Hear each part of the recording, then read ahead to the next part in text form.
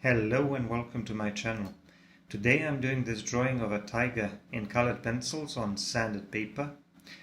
And if you like my videos, don't forget to subscribe and give me a like. If you want to see longer videos, you should check out my Patreon. Let's get to it. I'm going to start with a little bit of background, and for the background I'm going to use a couple of greens. I'm going to talk about that in a minute, but let me just first say a few words about my materials. I'm going to be working with Faber Castell Polychromos colored pencils as usual, and I'm going to be working on 1000 grit sandpaper. It's a 1000 grit waterproof sandpaper that you can buy in a hardware store. The size of this one is about 9 times 11 inches. Now, like I said, I'm going to do a little bit of work on the background first, because I like to work in a certain order, usually from top to bottom and from left to right, to minimize smudging. Colored pencils don't really smudge that much, but on this surface the pigment is a little bit easier to move, so I need to be a bit more careful. Now, the colors that I'm going to use are mostly juniper green. This is the darker green that I'm using, and the lighter one is like a light earth green. It's kind of like a light grayish green, and I'm going to be combining these two to create an out of focus bokeh background, where I'm trying to create an illusion like there's a jungle behind the tiger, a bunch of trees, and the light is coming through the trees. So these circular shapes that I'm drawing are supposed to represent the rays of light coming through the branches and the foliage. I'm going to be making some of them a little bit lighter, but as you can see, right now I'm blending with a blending stump, and that's going to be one of my main blending tools, but I'm going to be using some other things as well. Blending stumps do work on this surface, but they also do have their limitations, because they tend to work better or blending in general tends to work better on this surface when the colors are more similar to the background color of the paper, and I'm kind of limited in terms of the numbers, in terms of the colors of the sandpaper that I can use. They're mostly just grayish or bluish. Now here I'm adding some white on top of the lighter green for some of those brighter lights coming through the branches, and I'm trying to make them lighter in the middle and kind of fading and getting blurry around the edges. I'm trying to make a smooth transition there to avoid having lines or texture, because I want like I said, I want a bokeh background. I want it to appear out of focus, and I also want it not to be too distracting and not to take away the focus from the main subject, which is going to be the tiger. The tiger itself is going to be very detailed. It's going to have a lot of clean edges, a lot of contrast, and here in the background I'm trying to achieve the exact opposite.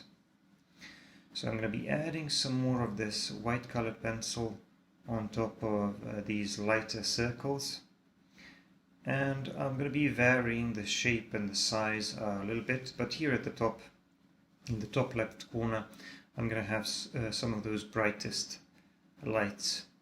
With your blending tools you can achieve some interesting effects. You just have to experiment with them a little bit. I added some touches of other colors as well. I added some black and some brown to add some darker bits here, to add some variation to the background. And now I'm just going to move on to the main part of my drawing, which is the tiger. Now, if you look at my pencils on the left, you will see that I have quite a number of very bright, warm tones, and if you look at tiger's fur, it mostly appears a combination of white and ochre, and of course those black stripes, or they appear as black stripes. But the reason why I'm going to use these colors, which are far brighter and warmer than ochre, is because my light source is coming from the left and the top, and that's where the fur is going to be a little bit brighter and a little bit lighter. So I'm going to use a bit more of those tones near the top, and I'm going to use some slightly darker and cooler tones at the bottom. But once I kind of blend everything together, and once I start working on the texture of the fur, adding some smaller details, it's mostly going to appear ochre. So I wanted to explain that because at some parts of the drawing process it may seem like I'm making the tiger look too orange, because I have some cadmium orange and some other yellowish orange tones there, but like I said, they are going to be combined with some other ones. I added some lighter hairs with an ivory colored pencil on the ear, and now I am continuing to work on the background, trying to finish the background on the left side so that I could move on with the drawing of the tiger. I need to define that edge between the background and the tiger because I want a clean edge there, and I'm also going to be drawing some whiskers and some other stuff, and I can't really move on to that before I finish the background. The background here is going to be done in a very similar manner as what I've already done at the top, but I'm not going to be adding as many of those bright lights as I did at the top. Here I'm going to have some slightly more subdued highlights, and I'm going to have a little bit more of those darker tones. I really do like this juniper green. I used it in one of my previous videos when I was drawing a portrait. It's a very nice color for backgrounds, but here it's a completely different type of background. Here I'm drawing a jungle or something like that. So I want something that represents thick forest, thick foliage, and some lights breaking through the branches and the leaves. Of course, I'm going to be combining that with with some other colors. Now here I gotta explain why I'm using a different brand of black colored pencil. I zoomed in a little bit and slowed down a little bit because now I'm going to be working on the eye, so I'm starting to work on some smaller details. So the reason why I'm using this, this is a Kohinoor silky black pencil, and it's kind of like a colored pencil, but it's, I think, a little bit darker, and it's especially darker when you put it on top of some other layers, lighter layers. So I like to combine that with a regular black colored pencil from the Faber Castell range, because I feel like this one gives me some extra dark, extra black areas. But for the most part, I'm going to be using Faber Castell Polychromos colored pencils. So like I said, I zoomed in a little bit so that you can see some more of the details on the eye, and I'm drawing some details on the eye. I'm drawing the pupil, which needs to be very dark in comparison to the rest of the eye, in comparison to the iris. And of course I first put in those highlights, those catch lights, using a white colored pencil. The eye, I'm going to use a couple of different tones in there. I used a little bit of that earth green, I used some ochre even, and I used some ivory colored pencil on the outer edge of the eye, because I want to make it look like the cornea is lighter and transparent there.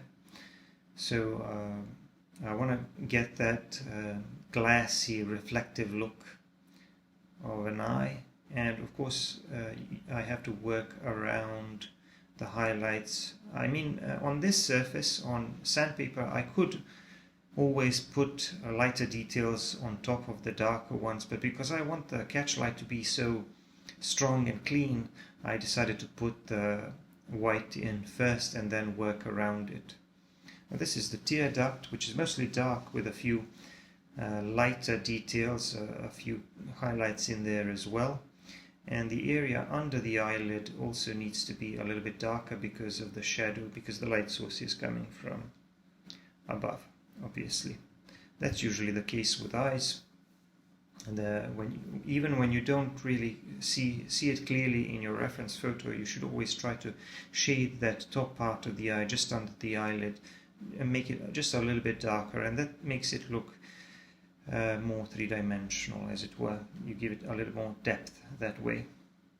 And the reason why I started working on the eye is because I just find the eyes are probably the most important part of a drawing when you're drawing wildlife as well as portraits, and it just helps to motivate me when I do a nice looking eye. It helps to motivate me to move on with some other details which may be a little bit less interesting. So here I'm drawing some of those whiskers, and the best way to draw them is with a sharp pencil, naturally, and to use kind of a single motion. They usually don't look very good when you have to rework them and when you have to draw them in a couple of strokes. It's better to use a single stroke. Here I'm adding some ochre to some of the brighter, more orangey tones which I laid down first. And one of the things that I'm going to try to do here is define the left side of the head, the left side of the face first, so that I could get that out of the way. One of the things that I found which kind of tends to speed things up when I draw animals like leopards and tigers is drawing those spots and stripes, because that really, drawing those darkest bits really helps you navigate through the drawing, but it has its disadvantages as well. Sometimes it's better to block in your drawing, block in your portrait, because that allows you to define the larger relationships between areas of light and shadow.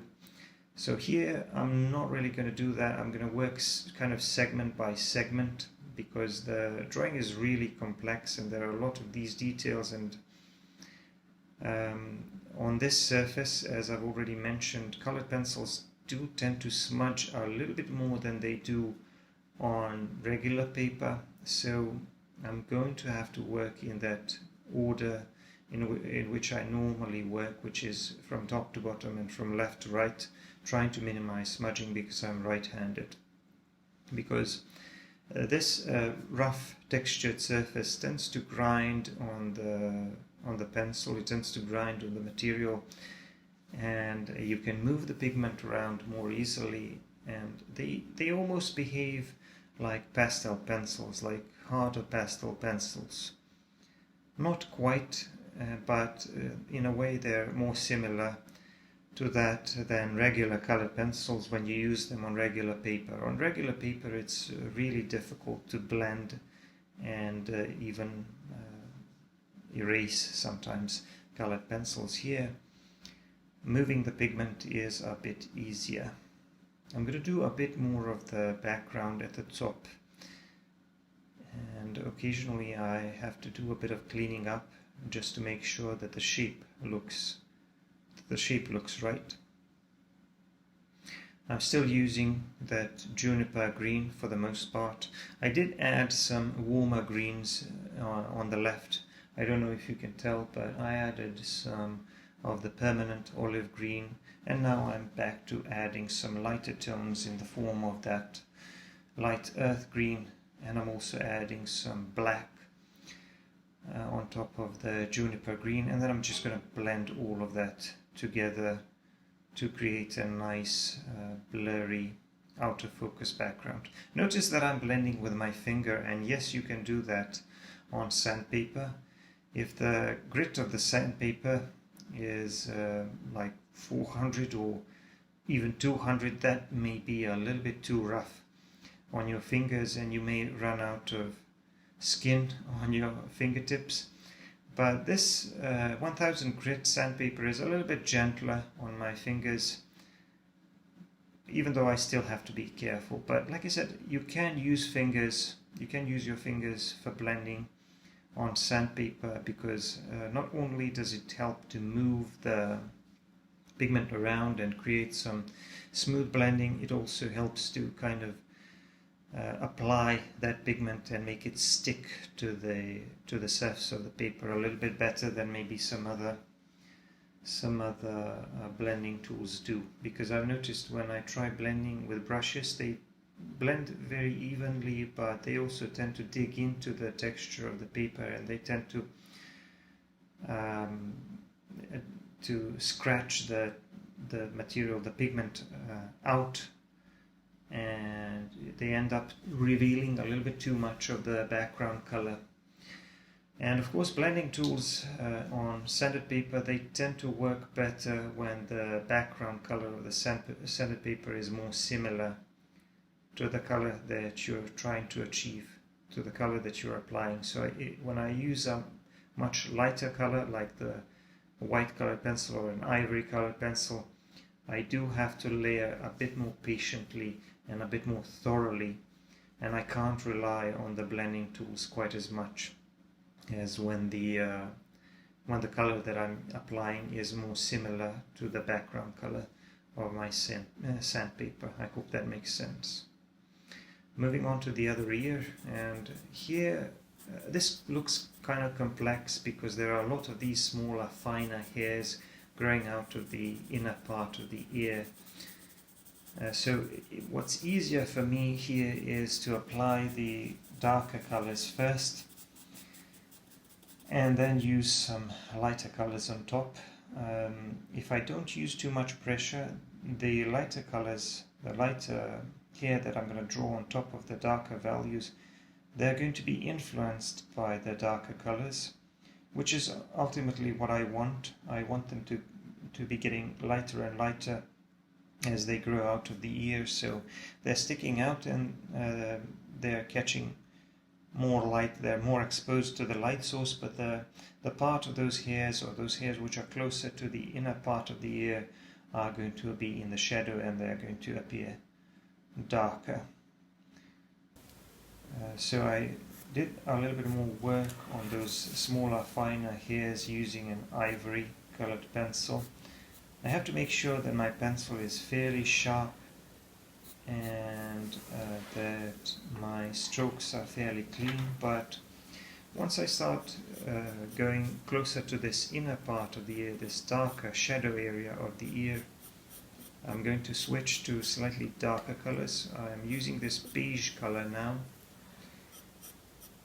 which is the closest thing that I could pick in my color range to what I saw in the reference photos. And another way that I can make those appear a little bit darker is just by using a bit less pressure and creating strokes that are less clean and that are kind of mixing a little bit more with the background color, or allowing them to be influenced more by the darker layers that I've put down first. There are some lighter patches of fur here just above the eyes, in this eyebrow area, if you want to call it that. And I'm still using some lighter and brighter orangey tones here in the top part of the head. For the lighter hairs, I'm using an ivory colored pencil and that light beige colored pencil. Now here in this transition between the eye and the forehead area, we have a little bit of shadow, and I'm going to use some gray tones there because I want this to be a little bit darker than white. And here, these stripes that are kind of going down the middle of the head here, that area needs to appear a little bit darker to show the shape of the head. And I need to create a range of value there from the slightly darker brownish tones to the lighter bright ochre, bright orangey tones. So this was a slightly larger and longer drawing. Here I'm just blocking in some of these areas first before I start working on the details. This is going to be a slightly longer video.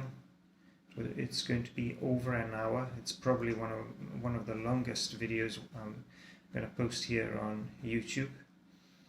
And now if the shorter version of the video, and I normally post shorter videos on YouTube, if this shorter narrated version is over an hour, you can imagine what the full-length version of the video is. It's several hours long, and I'm going to be posting that to my Patreon if you're interested in that.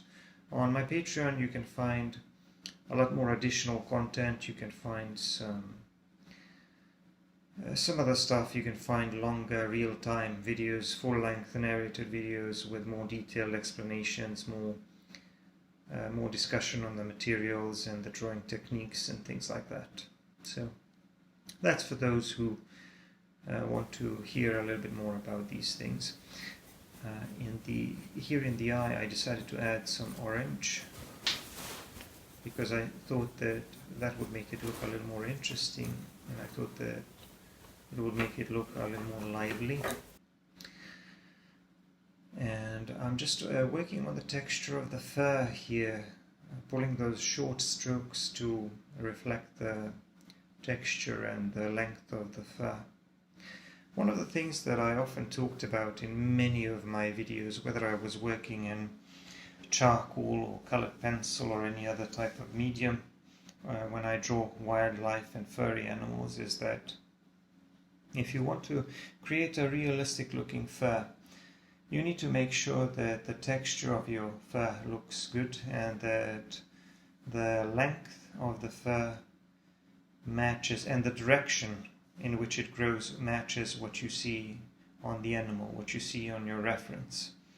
So to do that, you have to make sure that the length of your strokes, the length of the marks that you're making with a pencil, matches the length of the fur in that particular part of the body.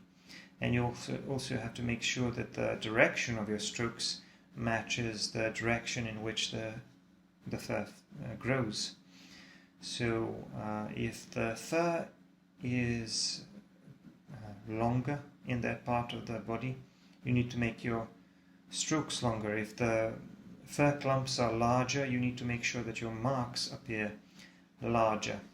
So that's how you have to try to imitate the texture of the fur. Here on the head, especially on this area around the eyes and the nose, we have some very, very short fur. This is some of the shortest fur, but here this finer hair growing out of the ears and around the ears is a little bit longer, so I pulled some longer strokes there, you can see. And again, for the lightest hairs, I'm using the ivory colored pencil, for those hairs which are really sticking out and catching more light. And I decided to add even some bluish tones to some of these shadow areas. The color that I used was sky blue, I think, and I added some bluish tones to the tear duct area as well, just to make the drawing a bit more interesting in terms of colors. But I have to tell you, there were very, very few drawings where I used such a huge number of different colors. Here I must have used at least 20, which is not something I always do. I'm moving on to the nose here, and the outer edge of the nose is going to appear a little bit lighter, but I'm also going to use some slightly darker tones there. I used this, this I think was Venetian red, which is kind of like a darker flesh tone, and then I used the beige red, which is kind of like a lighter flesh tone on top of that. And a combination of these two should give me a nice looking nose for this tiger. And then I'm going to have some short fur growing around it. The nostrils obviously need to be very dark, almost completely black. On the outer edge of that nose area, again, I used some lighter orange, yellowish orange colors, brighter colors. And on the very edge, I'm going to use some ivory colored pencil, which is one of the lightest pencils that I have here. And then I'm just going to gradually move on with some ochre and some brownish tones. I'm going to use, this is burnt umber, to create a bit of texture in that fur, to create some variation in the texture, to add some indications of smaller shadow areas in between that short hair, and also to try to achieve that appearance of the texture of the short fur. And I even used a bit of black here and there. Now I have to tell you about these tiger stripes and spots. They're not exactly black. They're more like really dark ochre or really dark brown, and they appear black to us. So to simplify things, I'm going to use black for the most part, but around the edges where I try to make a transition from those darker areas to the lighter areas, I'm going to use some browns and some ochre just to integrate those darker patches of fur into the rest of the fur a little bit better. You can see that the nose is starting to look a lot better. You can start to see that texture of really short fur, and obviously that is a process that requires a bit of patience. You have to work segment by segment. You have to work a part of the body on a part of the body individually and focus on its texture before you move on to the next one. Otherwise, you're just going to create a mess, because if you don't follow those rules which I mentioned previously, that you have to make sure that the length of the fur and the direction of the fur looks right, that you match the length of your strokes and the direction of your strokes to the length and the direction of the fur, then you will still end up with a fairly realistic looking animal, but its fur won't look good. It will look like a mess. It will look like you've rushed it. And if you want to create a really nice looking, realistic looking drawing, which is what I'm doing here, because this is obviously one of the more realistic, more detailed drawings, you have to be a little bit more patient. You have to be a little bit more patient when drawing fur. Now, why did I choose this subject? Tigers are always fun to draw. The only challenge, I think, is that you can get caught up into drawing the texture of the fur and drawing all of these stripes and spots, and you can forget about the larger relationships. You can forget about the larger shadows. Here I'm going to try to remind myself that the top part of the body needs to be lighter, and that the bottom part of the body and the neck area needs to be a lot darker, because it's in the shadow, because it's facing away from the light source. But those are not the only relationships that you have to show or express in your drawing, because you can see a lot of these transitions between the areas of lighter and darker value. For example, around the eyes, that eyebrow area or the eyelid area just above the eye is kind of sticking out, and you can feel that because I've used some lighter colors there. And that area between the nose and the forehead, that transition from the forehead to the nose area, is kind of bending slightly inward, you can see. So I used some darker colors there. So you have to use that range of value, and you have to use those lighter and darker colors to be able to explain the topography or the shape of the face to the viewer. Because if you don't do that, if you just use the same tone everywhere and just focus on drawing every single little hair, you're going to draw every single little hair and you're going to have a very realistic looking fur, but you're not going to have a very realistic looking animal, because you will make it look flat and you will fail to capture the shape of the tiger's head. And here I'm actually trying to do both. I'm trying to have both a realistic looking head where I'm explaining the shape of the head to the viewer, and I'm also trying to create a realistic looking texture. That's why this is taking so long, and that's why this process requires so much patience.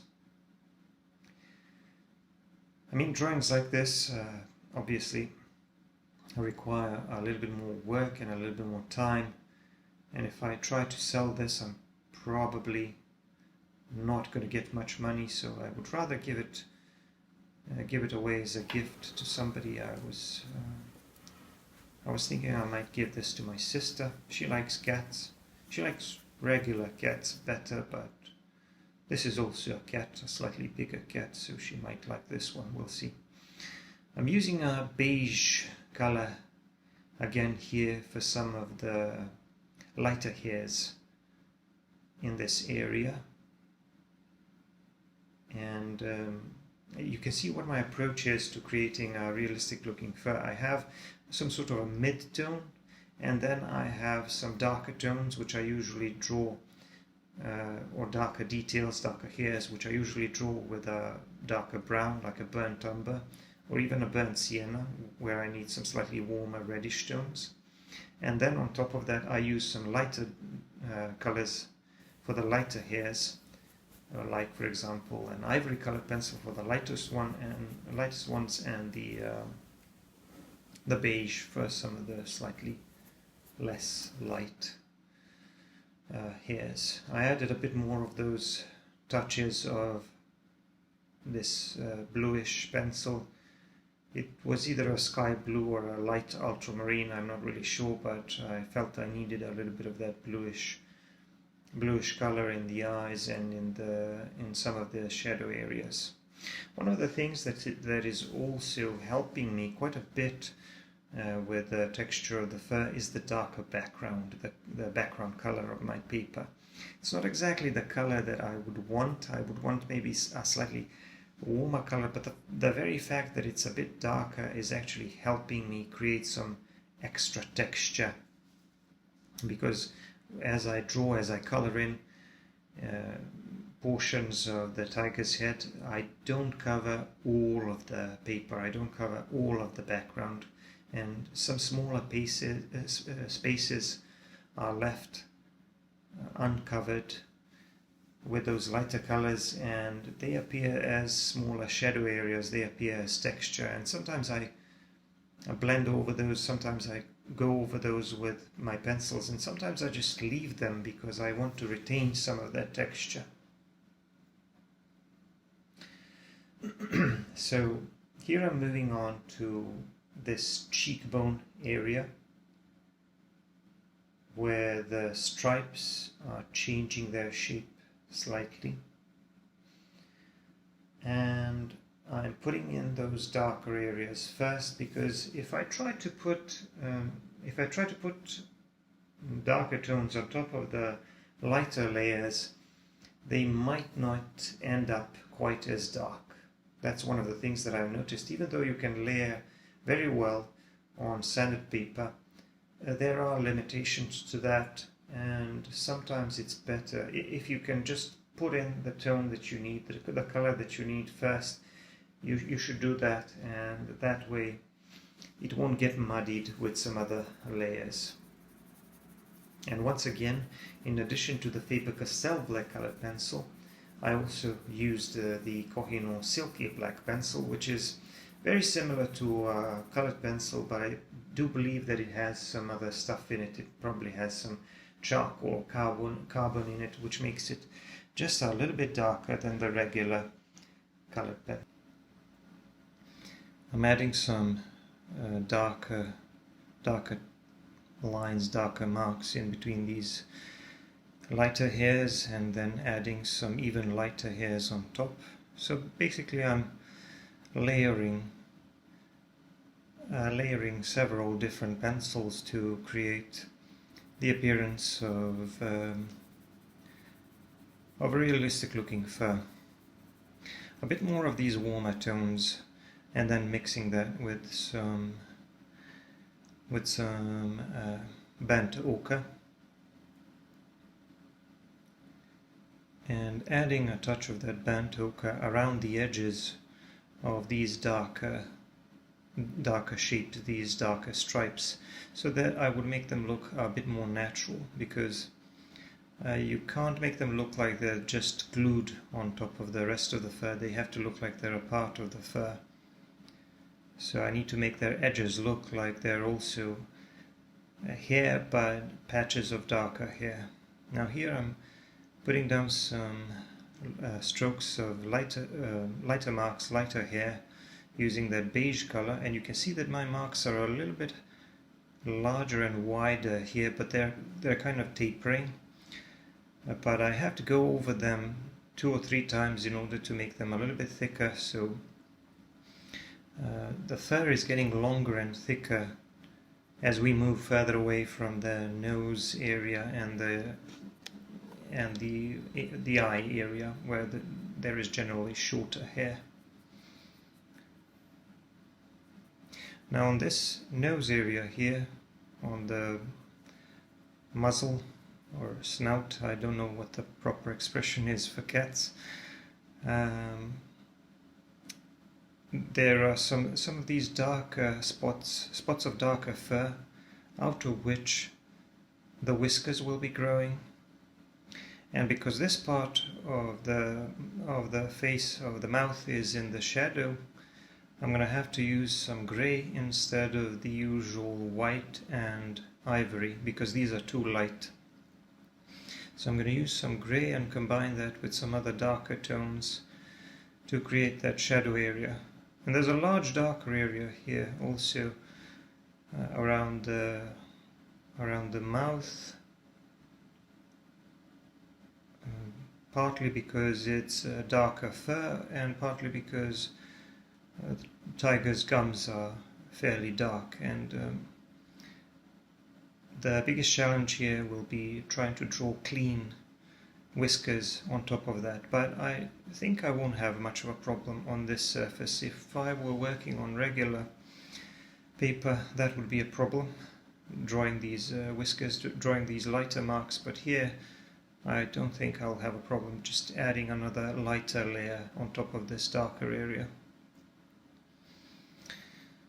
I did a little bit more of the background using that juniper green. Now I'm gonna shade the background a bit more, adding some darker tones, using some black, and blend that with the juniper green to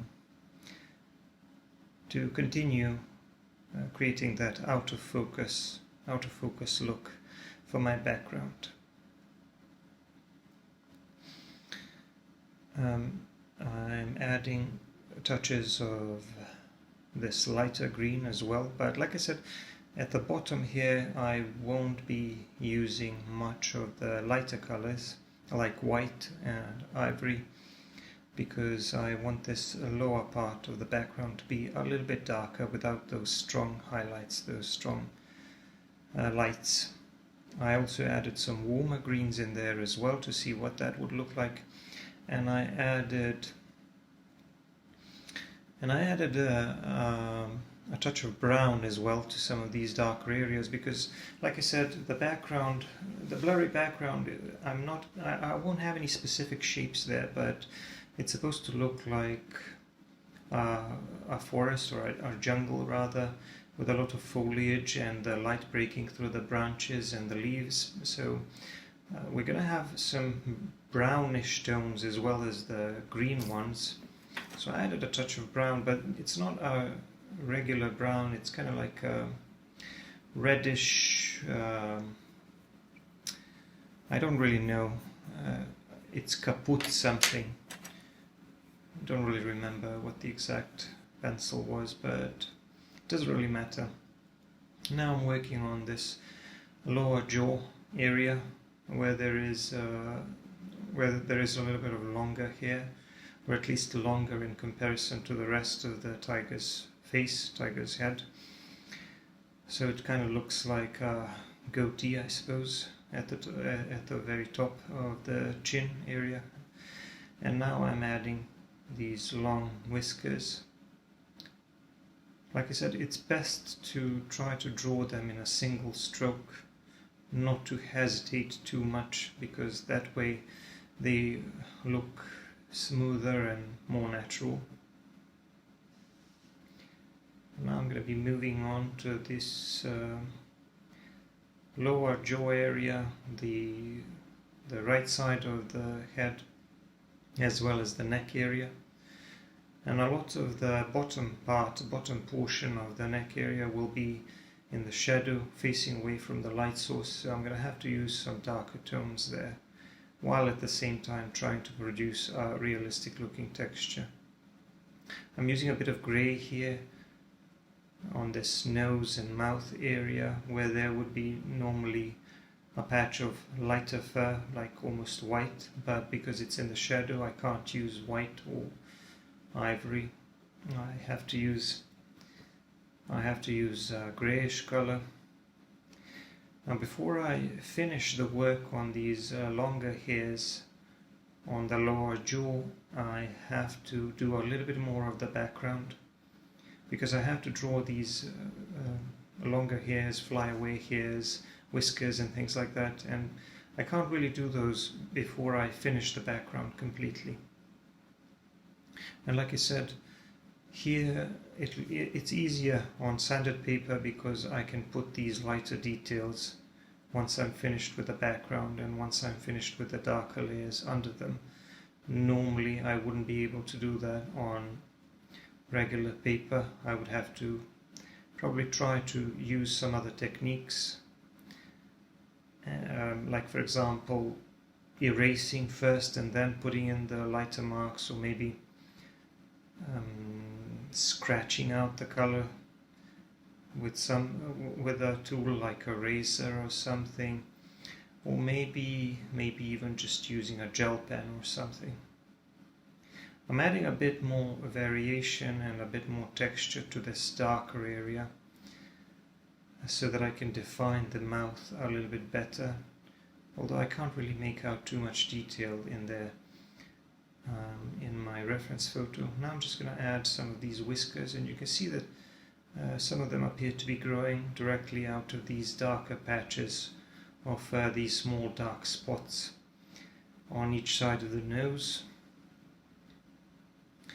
and they're kind of bending and pointing downwards. They're varied a little bit. I need to vary the direction and the angle, as well as the size, the length of these whiskers, to make them look realistic. Some of them are shorter than the others, some of them are fairly long. Some of them didn't really turn out quite as I wanted them to, but like I said, often when you try to rework them, they don't end up looking better. It's better to pull a single stroke without hesitating, and that usually creates nicer looking whiskers. Now here at the bottom, on the lower side of the neck, I'm gonna need some darker values, because that portion of the drawing is facing away from the light source. It's facing downwards. So you'll see me using a lot more of the brown and black in this area.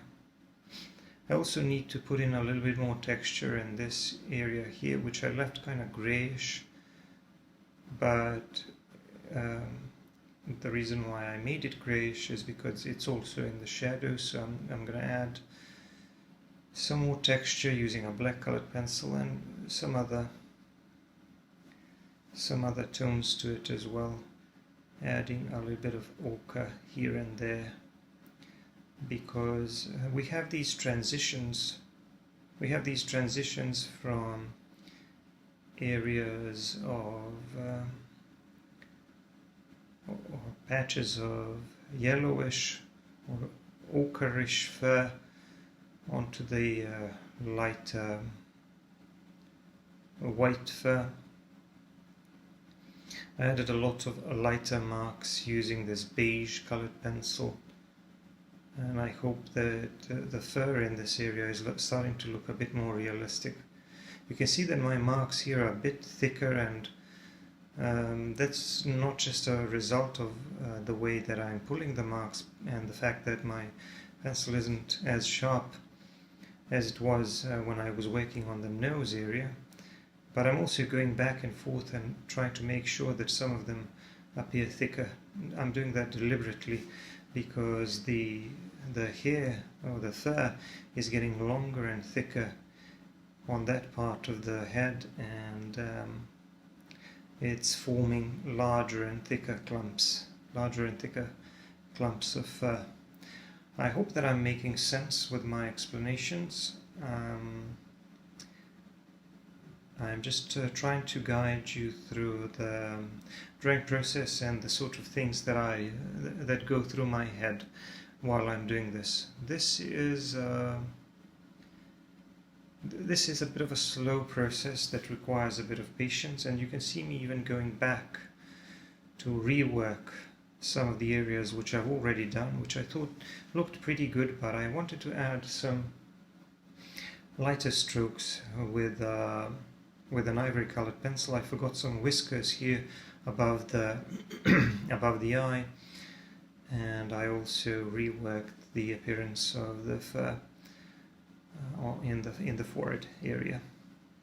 Now here on the top part of the neck, behind the ears, the fur is going to appear a bit lighter, and again we're going to have some more of those orange and warmer, brighter tones, because that part of the tiger's body is facing towards the facing the light source. So I'm going to use more of the ochre and brownish tones as I move further away from that lighter area. Now I just decided to do a bit more work on these stripes, and I'm kind of just marking in their position, not really worried too much about the exact shape. I'm gonna refine their edges a bit later once I start blocking in some of the areas of that ochre fur, but right now I just want to know where they are. I want to position them, and I'm doing this in freehand, obviously without any measuring, so I'm trying to gauge how far apart they are, and I'm trying to guess the angle at which I should position them. The good thing about drawing animals is that you don't have to worry about the exact proportions. You can do a lot of work freehand, and nobody will ever notice. What they will notice is some of the general stuff, some of the general things like the relationships between areas of lighter and darker value, the texture of the fur, and things like that. So you see here I added a bit of brown, that burnt umber, on this cheek area where there is a little bit of longer hair. You can see that the hair here around where this transition between the head and the neck is, that's where we have some longer hair. It almost looks like a sort of a beard, and it then continues to grow longer and longer on the chest area and the belly area. So like I said, some parts of the tiger's body have longer hair, others have very, very short hair. Here the hair is a bit longer. Here on the sides the hair is a bit longer, the fur is a bit longer than it was on the middle of the head, the nose area, the eye area. And that's why I'm pulling these longer and thicker strokes, and I'm kind of trying to group my strokes so that they form these slightly larger clumps of, as you can see, because I couldn't really do that just by pulling simple strokes, drawing simple lines, simple marks. I need to make sure that those marks are getting larger and larger because of the so that I could capture that realistic appearance of the fur. And I really like the color that I achieved here. I wasn't really sure which pencil I was going to use for the shadow area, but this beige color served me well. I found it very useful because I initially laid down some darker tones using a brown and a black color, and then I started adding this beige on top of it to establish those highlights, those clumps of lighter fur. And the thing is that you can actually control the amount of value by controlling the amount of pressure you're applying while you're pulling those strokes, because when I twist my pencil and I use more pressure, I can get cleaner lines, and when I use less pressure and just drag the pencil a little bit, I can allow the layer underneath, the darker layer underneath, to influence my marks a bit more and modify their color, so making them a bit darker in the process, basically. And I'm going back and reworking these longer hairs coming out of the ear, and just working on the edges of some of these darker stripes. You can see how realistic this fur is starting to look, and this is probably the hardest part of the drawing process is now done. But now I'm adding touches of this bluish color to some of the lighter portions of those darker patches, because I want to make them three-dimensional as well. I want to make it look like some parts of those darker patches are also lighter than the others. Now I'm going to be moving on to shading this large area of the neck, and of course moving on to the shoulder and the back area. And as I've already explained, I'm mostly going to be using ochre for those yellowish brown tones, but I'm also going to be using some yellowish and orange, very vibrant, very bright tones at the top and behind the ears on the neck. I'm adding a bit more texture by putting in those marks with a brown pencil, and then adding some lighter marks on top using the ivory pencil, the beige, as well as some others, to make sure that this part of the tiger's head looks realistic, and so that I have a nice looking fur on the tiger's head.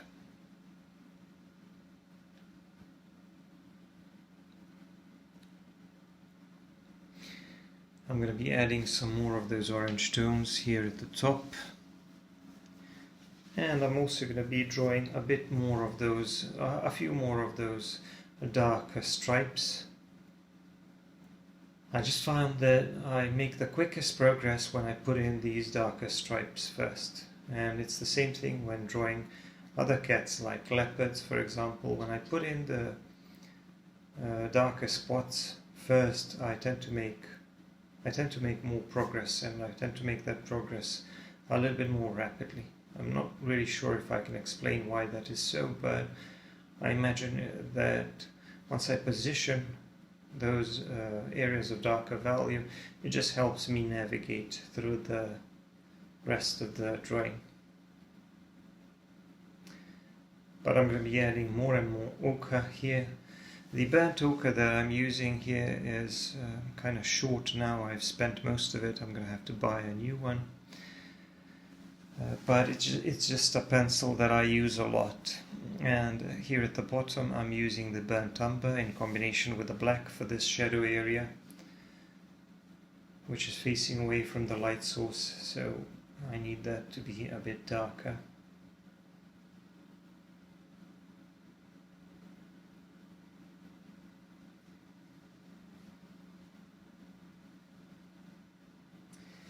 And I need these darker stripes to be a bit more defined, to have better looking edges. So I'm going to go over this and add more texture, add more of these darker brown marks in between the lighter marks, which I'm going to draw with a lighter colored pencil. And then I'm just going to add some of these orangey and ochreish tones on top of that to make sure that my texture looks good enough and that the texture looks realistic. So like I said, this is turning out to be one of the longest videos here on YouTube. I've only done a few that were this long. And of course the full-length version will be available eventually on my Patreon, where you can find dozens upon dozens of other full-length and real-time narrated videos.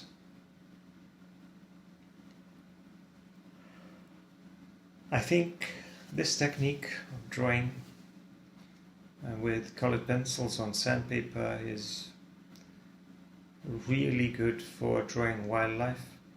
I've tried it. I've tried drawing portraits. I've tried drawing landscapes. Landscapes can look good, but I usually can't make very large size drawings because they end up being too detailed, and covering larger areas ends up being a little bit frustrating. Those things are better done in pastel. But wildlife, I think, in colored pencils on sandpaper is perfect. I actually picked up a cadmium orange. This is kind of like a reddish orange, and I'm going in and adding a touch of that reddish orange color here and there to make the colors of my tiger a bit more vibrant and a bit more lively. So now I'm just going to be working a bit more on this texture, adding some lighter marks in between the darker ones, in between the darker stripes and the darker marks which I've already put down using a brown colored pencil. And I'm kind of making my way towards the right side of my paper, and once I do that I will just need to finish the rest of the background.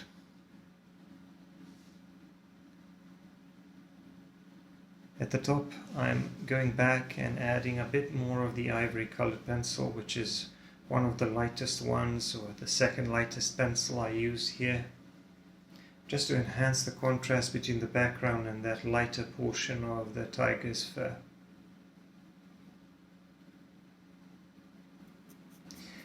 I zoomed in a bit more here so that you can see me working on these edges, on the edges of these darker patches. The key is to make them look as realistic as possible by making it look like patches of darker fur are sort of overlapping with the patches of lighter fur. I hope that my narration wasn't too repetitive. It's just that some parts of the drawing process were so repetitive because I am drawing a lot of fur. And you can see now that it's zoomed in, you can see that these patches of background color are coming through, and they're kind of helping me to create a more complex looking texture. I won't cover all of them. It's almost time to wrap all of this up, and you can see that this part here, the neck area, is going a little bit faster because the fur is a bit longer, and it's generally a bit easier for me to draw longer fur than really short fur. And there is also, I think, a little bit less variation in color and texture of the fur, as well as the direction. So things here are a bit simpler. The main thing for me was to establish that contrast between that lighter, brighter part of the fur on the top of the neck behind the ears, and on the lower part of the neck and the chest area, which is in the shadow. I'm just going over some parts of the background, making sure that it looks blurry and clean, and just adding a bit more of this of the texture to some parts of the fur to the right, and also adding a few touches of that cadmium orange, that reddish orange, to make the texture look a little bit more interesting. I'm going to add a bit of this lighter pencil, this earth green pencil under the neck here, to enhance that contrast, to emphasize the contrast between the lighter background and the darker hair there at the under the neck area. And then I'm just going to keep working with this juniper green and blending that with my finger, and also reworking these flyaway hairs here at the bottom to make them look a little more natural, because I went over them a little bit while I was working on the background. And I just gotta draw some more of these round shapes where maybe a bit of light is coming through, and add a few of these darker patches to increase that contrast. Like I said, in the background I don't want to show any specific shapes, just maybe some suggestions of shapes, suggestions of areas of lighter and darker value, things like that. Just going to blend this in with my finger and slowly wrap things up.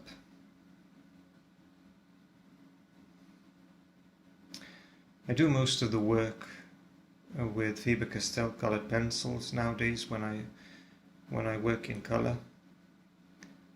Over time I've used a number of different brands, but these are probably my favorite, and they tend to work pretty well on this medium because they're a little bit harder.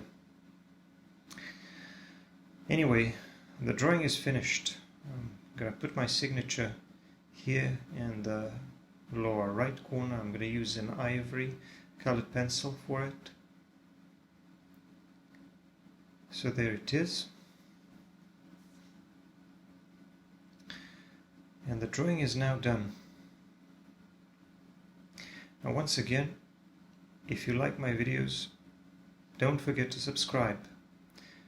Give me a like, comment. All of these actions mean a lot for my channel. I need more views, and you can help me with that. I want to thank you for watching, and I'm going to see you in the next one. Bye for now.